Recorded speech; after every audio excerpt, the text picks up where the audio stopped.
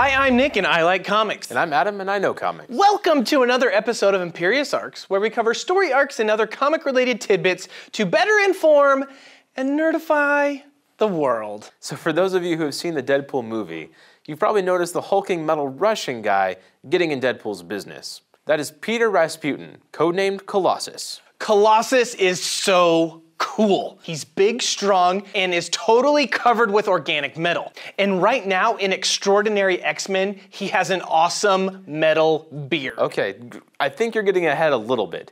Maybe we should inform the masses about who Colossus is. Peter first appeared in Giant Size X-Men #1 in 1975. He was created by Lynn Wein and Dave Cockrum. We talk all about that story in this video right here. Peter was born on a farm in Soviet Russia near Lake Baikal in Siberia.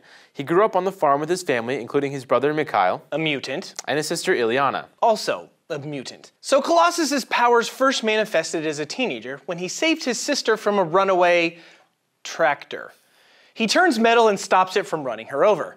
Man, he was one huge teenager. That's when he was contacted by Professor Xavier and reluctantly joins the X-Men so he can help save the original X-Men on the island Krakoa. He would have rather used his powers to help his family and friends back on the farm in Siberia, though. He's been a core member of the X-Men through most of the characters' existence, but also has worked with Excalibur alongside characters like Captain Britain, Pete Wisdom, Kitty Pryde, and Nightcrawler. Speaking of Kitty Pryde, she and Colossus have been on and off again over many years since their characters first became teammates. She is arguably his primary love interest. But during the Secret Wars, he falls in love with the healer Zaji and comes back to Earth and breaks up with Kitty because he felt that what they have isn't real enough. And then he fought Juggernaut in a bar. And one time he killed a guy just because that guy's friend hurt Kitty pretty bad. So maybe his feelings were in fact real enough.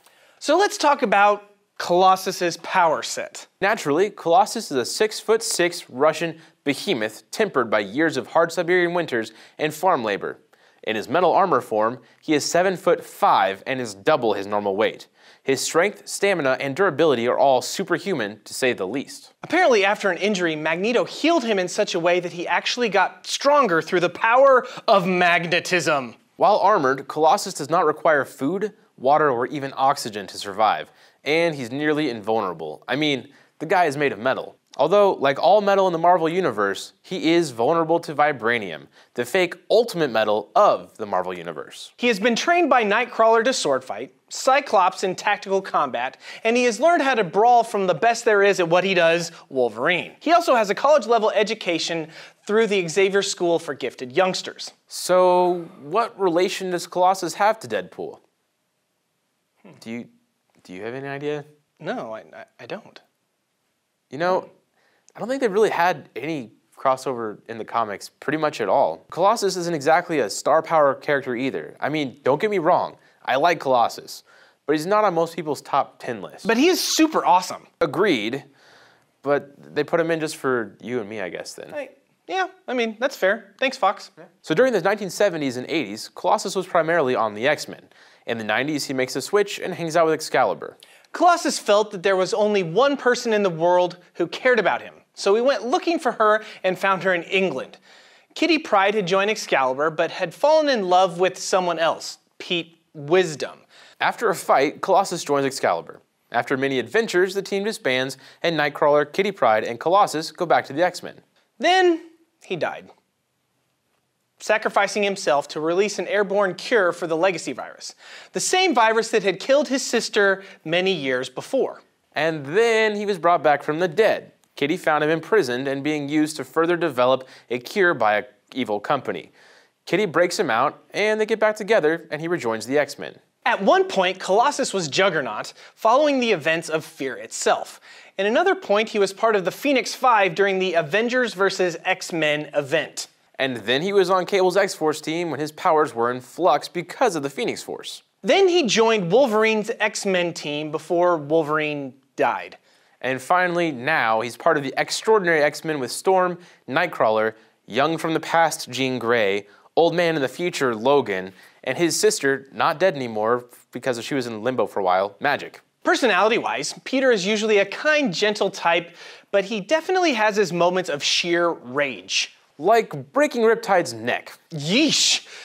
Okay, maybe not a gentle giant. So, as you guys can see, Colossus is a pretty awesome character who has been around for many years on many different teams. I mean, many different teams. It's a shame that he doesn't have his own movie. So, hopefully, the Deadpool movie sparked an interest for characters for you besides just the merc with the mouth. If you want to read a cool story focused on the metal Russian farmer, that's right, metal Russian farmer, check out Colossus Bloodline by David Hine and Jorge Lucas. It's a great story involving a murder, Mr. Sinister, and the whole Rasputin family. Thank you so much for watching this episode. Be sure to give us a thumbs up or a thumbs down and comment below what you think about Colossus. And of course, please subscribe. Seriously. And also follow us on Facebook, Instagram, and Twitter.